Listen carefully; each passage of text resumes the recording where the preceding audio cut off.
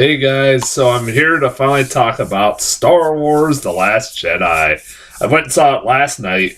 I'm doing my review now a day later, or, well, 12 hours later, basically. Almost 24, really almost 24 hours later. I pretty much, after I got done seeing the movie, I've caught up on some sports that I missed, and then went to bed.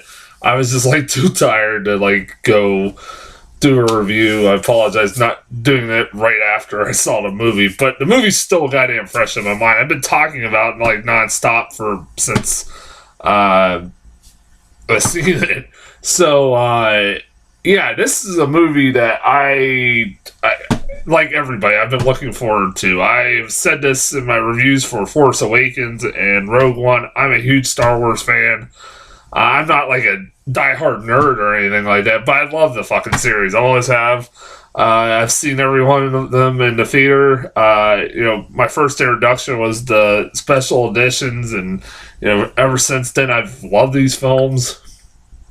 And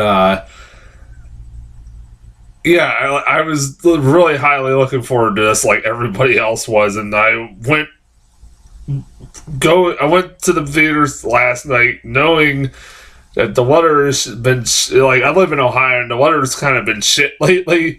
I still was like, fuck it. It was like freezing cold outside last night. I still went and fucking saw this movie. It's like, I did not want to be spoiled anything. I didn't want to, I wanted to see it before everybody else did, and like I said, everybody else spoil it for me. And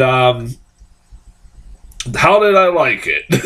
Because I see a lot of people have been. It's got a kind of mixed reaction among audiences lately, or as of late. I liked it. I did. I really fucking loved it. I had a lot of fun watching this fucking movie. This is a movie you can nitpick the shit if you want to. Trust me, and I'll get into that. This is going to be a long review, so I don't even want to waste much time, because this is going to be a long review. I'm going to try to shorten it as much as I can. I will say this before I get into anything. I will be talking briefly about a few spoilers, so if you don't want anything spoiled from this movie, turn off now and then come back and watch the movie. I recommend you go watch this movie and then wait, and then come back and watch my review for it. As I know people I know I don't want to be if you haven't seen it, I understand you don't want anything spoiled for you, but I have to talk about a few things here and there. But I'll keep it as spoiler free as I can. Things I really liked about this movie. Like I said, I'm gonna try. I'll get into things I really fucking loved about this movie. I thought the best parts of this movie were the stuff with Rey and Luke on the island. I don't know if I'm the only one who thinks this. Apparently, maybe I am. I thought it was probably some of the most effective scenes, especially Mark Hamill's acting in the fucking movie. I actually thought his acting was pretty goddamn solid in this thing. I liked this version of Luke Skywalker, and I know some people didn't, but I know Mark Hamill wasn't. This wasn't what he envisioned, Luke Skywalker being, but this is a version of Luke Skywalker.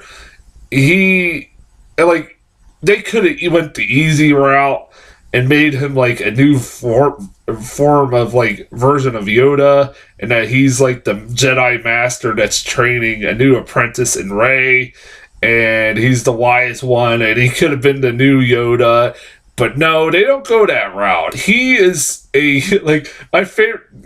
Right away what or who this Luke Skywalker is, because the movie picks up right as the first one or the seventh one ended, where Rey hands him the lightsaber. That scene at the end of the movie where she hands him the lightsaber. What you don't see is him take it from her and then throw it off a fucking cliff.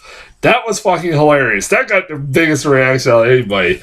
He's a guy who is seen a lot of shit. Like, and is seen, unfortunately, he's a cynical person that believes that the Jedi should end.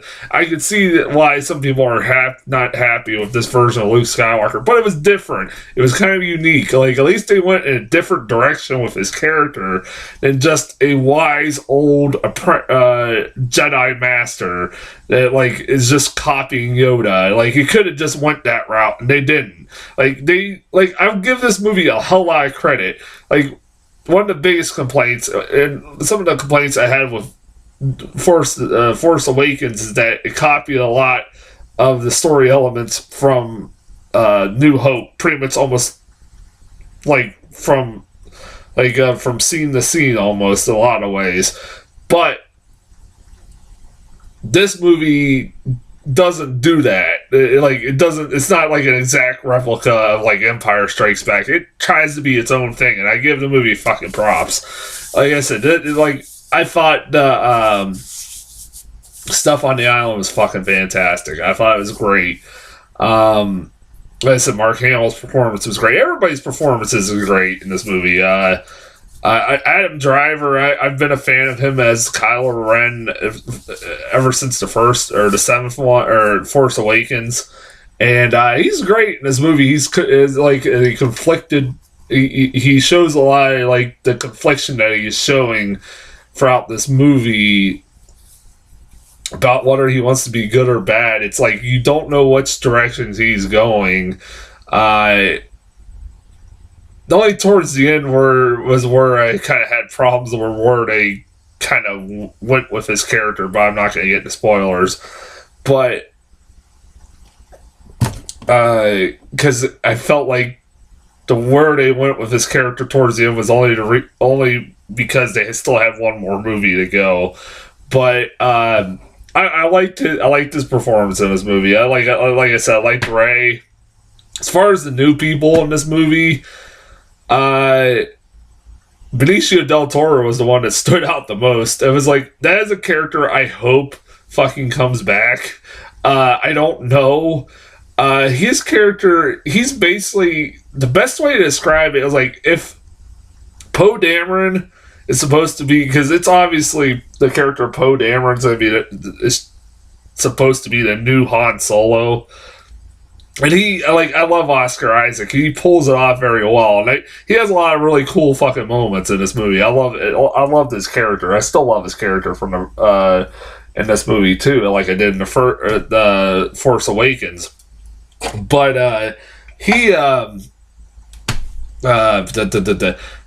but Benicio del Toro seemed to me like he's like the new Lando Calrissian. He could be the new Lando Calrissian. I don't know if that's the direction they're going with his character. I would love to see his character pop up more, because he is kind of a seedy guy, and like he isn't a big role in this movie, but he is like I liked his character enough in this movie that I would love to see more of his character. Laura Dern's in this movie too, as at one point she is like the leader of the Rebel Alliance, and she's got purple hair for some reason, but okay. But she's just, man, kind of forgettable. Like, you think you're getting a story arc with her character, and then she kind of just disappears. It's like, man, it's like that could have been a good character, but it was like, eh. What else was it? The action is great. Like I said, there's some pretty goddamn intense scenes in this movie. Some really good emotional scenes. Like, I don't want to get into spoilers. Like, the ending is pretty fucking well. The third act of this movie is pretty fucking good for the most part. It's like a lot of the third act is really good. The first half of the third act is really good, really intense. It picks up the intensity. Actually, I think that's the second. It's really hard to tell what was the second act. It really was, but like it was. The first half of the third act was really goddamn good. One when like shit starts picking up, where Snoke pops up, and it gets really good. It's really goddamn. There's some really goddamn intense moments.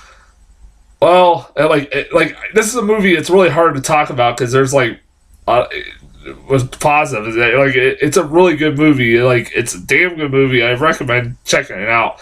But while I say it's a good movie, there are some things that did. There are some things I cannot ignore that I have to talk about that were kind of like, what the hell? One, when I talked about The Force Awakens, I talked about the characters of Captain Phasma and Snoke kind of being underwhelming characters, and I said at the end of the review for Force Awakens, I'm gonna give them a pass because they can build these characters up more and make them more effective throughout the films. I said these are obviously characters that are going to have bigger roles in future films. Nope. These characters are still fucking pointless and really could easily be cut out because they have served no fucking purpose. Captain Phasma only pop up until the very fucking end of this movie, and Snoke is barely in this movie, so it's like, it's fucking pointless, and it's like you waste like these two characters that were built up to like the nth degree, and it's just, you really never get any explanation of who Snoke is. He's just a Sith Lord. There is no mystery of who he is, and like, I'm not optimistic about their characters in the future in other film, episode 9. So yeah, I'm not. Man, I might actually get this to shorten this down. I'll be actually surprised by that. But yeah, like it's just, like those characters are so goddamn pointless.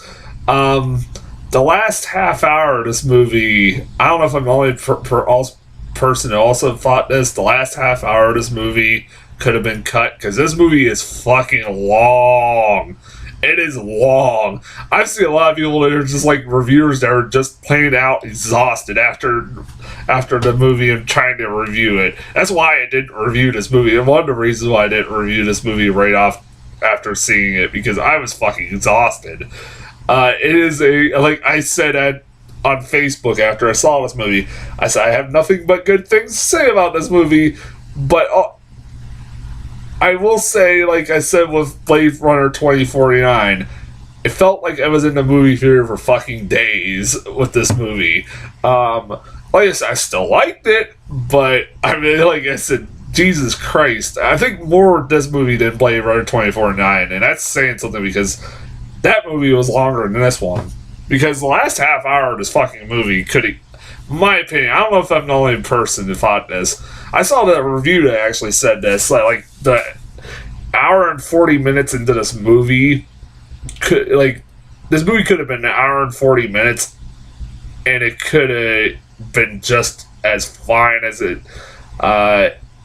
just fine as it was at an hour and 40 minutes. And I kind of fucking agree, because here's why.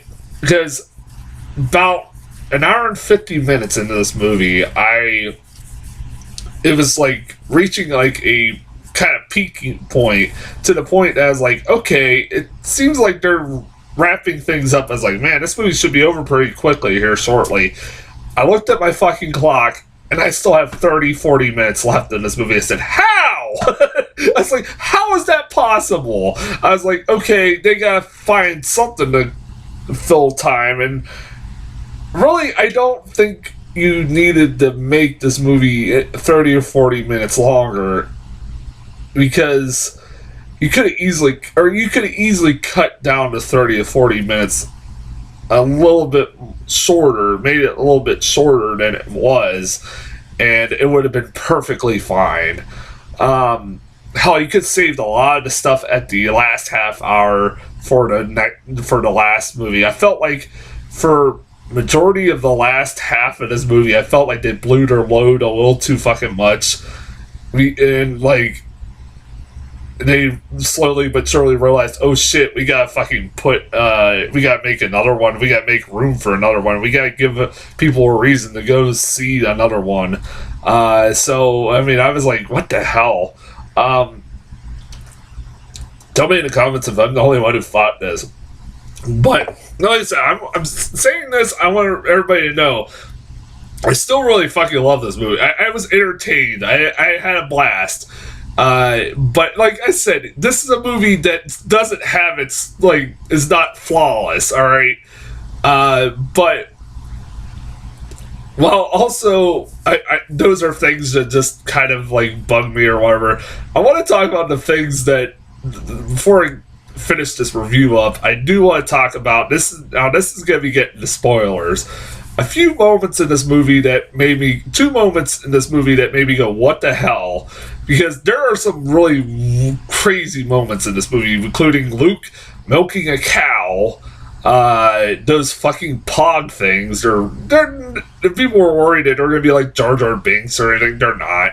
They're not the new Jar Jar Binks. They don't dominate the fucking movie. They're not all, like, in every scene. They're just randomly in the background during scenes, and they're really weird.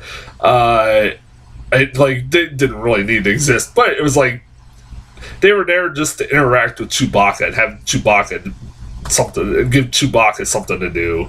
Basically, really, Chewbacca didn't even really need to be in this movie. But anyways, there's 2 moments in this movie that made me go, what the hell? One, again, these are getting the spoilers. I'm going to tell you this right now, so I'm forewarning you right now. What I'm about to tell you is getting the spoilers, so they're not major spoilers, but they're minor ones that could piss people off. So, like I said, don't watch from this point forward if you don't want to know. Okay, if you have left now, I can tell you, one, I have a feeling that I'm not 100% sure. Somebody in the comments can tell me if this is true, if I'm right on this or not. Did they have reshoots in this movie that took place after Carrie Fisher's death? Or did they shoot, like, big chunks of this movie after Carrie Fisher's death? Because there is a big chunk of this movie where she just is gone from it. Because there is a reason why. Because this is where the what the fuck moment happens. So in the trailers you've seen, the main trailer you've probably seen, there's a scene where Kylo Ren is about to target the rebel ship, and in particular the commanding officer's part of the ship, which contains Leia. And he's like hesitant, and they leave it open, like whether he's gonna shoot it or blow it up or whatever.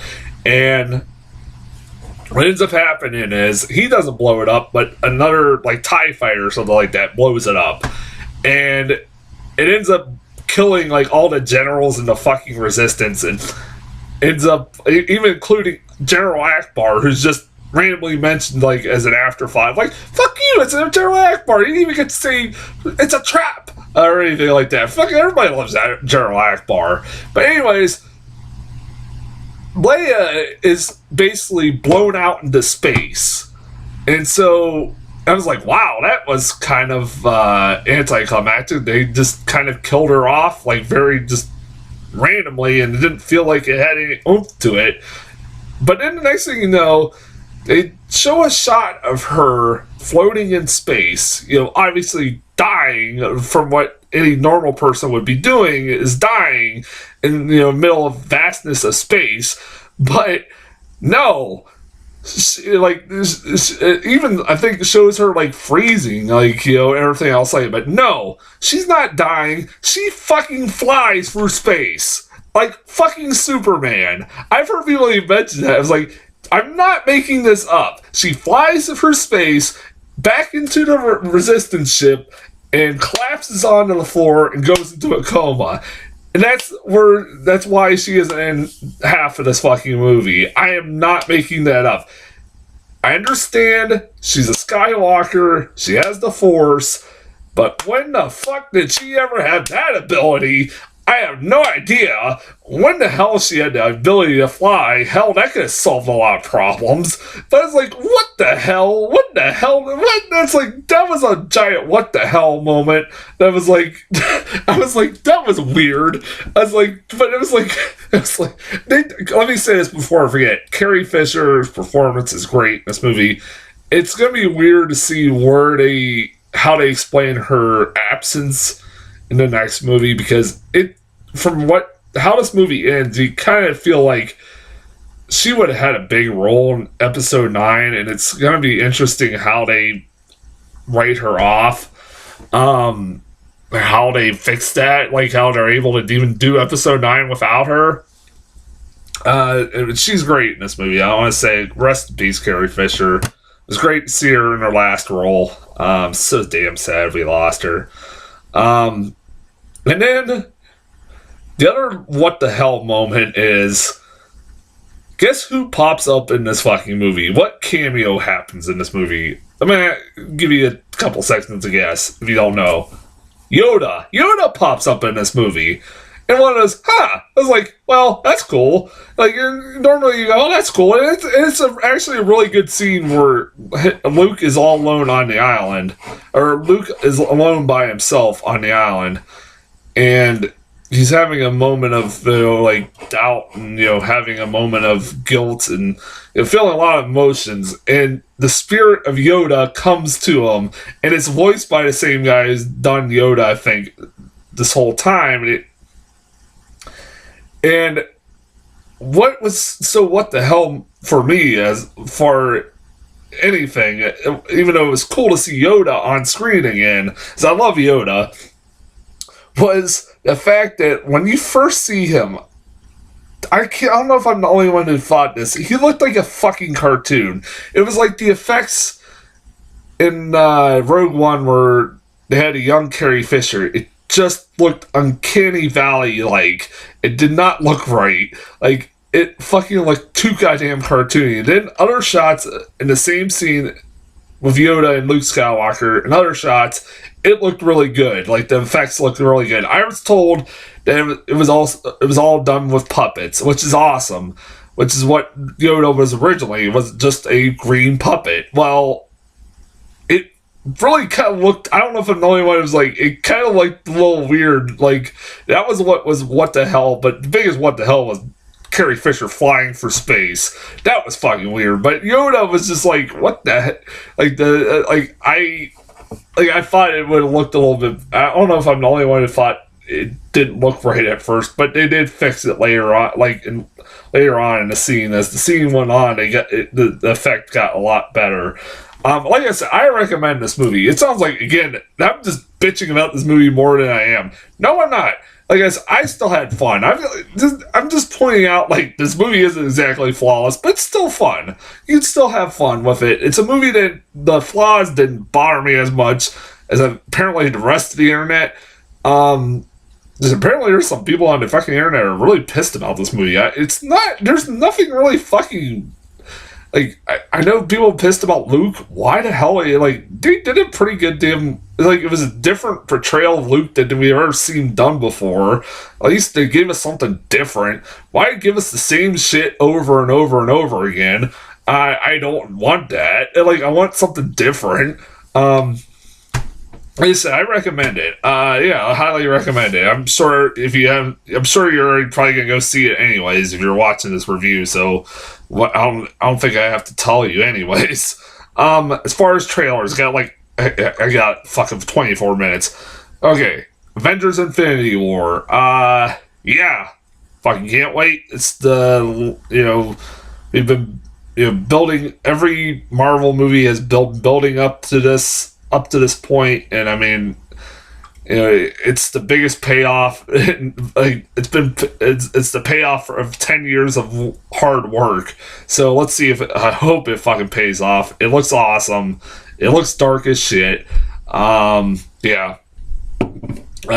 can't wait. And here's to the future. We're gonna fucking get X-Men, Fantastic Four, and the fucking Avengers eventually. So fuck yeah. Alita Battle Angel. What the fuck was this? I'm sorry, but what the hell was that? It's Robert Rodriguez is making a live action remake of a Japanese anime, I guess, where it's a robot, half girl, where this girl, they gave this actress fucking huge CGI eyes, and it's fucking terrifying. I cannot watch that fucking movie. That'll give me nightmares for weeks. It's Uncanny Valley. It's being produced by James Cameron. Apparently, it was his idea. Fuck you, James Cameron. That is terrifying. Stop it with this CGI bullshit. Like, he's way obsessed with CGI than he needs to be. Like, he's a talented director. God, that is some weird Uncanny Valley bullshit with those eyes. That is, I don't know it got Christoph Waltz. Like I said, it's directed by Robert Rodriguez. Like I said, this is a movie that, from the get-go, you're like, this has box office bomb written all fucking over it. Trust me, I'm gonna venture to guess it's gonna bomb big time. Ready Player One. This was a full-length trailer. I've never read the source material. And it's Spielberg directing, and it's like, it's takes place in like a dystopian version of Chicago or Columbus, Ohio, and I live in Ohio, and it's like a shithole. Like, fuck you, Spielberg. And it's like their futuristic world where people go into virtual reality and live different lives, and it's something that's you've seen a million times before, like with the Matrix or stuff like that. But and then, like, the creator of this virtual reality dies, and he leaves an Easter egg or an egg where if somebody finds it, they can get control of the whole virtual reality, and everybody's going for it. Mark Rylance is the guy who made the fucking virtual reality, and his acting in the voice message that he left before he died is fucking awful. I don't know if I'm the only one. He's like, "Hi, have you seen this? I died." I'm like, I'm not even doing it justice. You look it up, and it's like, when he said that, I laughed out loud in the fucking movie theater. I know I wasn't supposed to, but it was so bad, it was fucking hilarious. I don't know if that was a choice that he made, and I'm like, what the hell was that? But it was like, just the way his, like, inflection and tone of that whole fucking line was fucking weird. And then the last trailer was Jurassic World Fallen Kingdom. Yeah, it's a new Jurassic Park movie, where this time they're trying to save the dinosaurs from going extinct again because of a volcano on the island is about to erupt. And it's got Jeff Goldblum, which apparently is he said it's going to be a very short cameo, which sucks, but yeah, like I guess I'll still see it. I've seen the other Jurassic Park movies, so might as well see this one too. So yeah, I think this has been my longest review ever. So yay! Congrats, Star Wars. So yeah, that's as far as Star Wars goes and trailers go. And I'll be back I'll go see Ferdinand sometime this week. And until then, I'll talk to you guys later.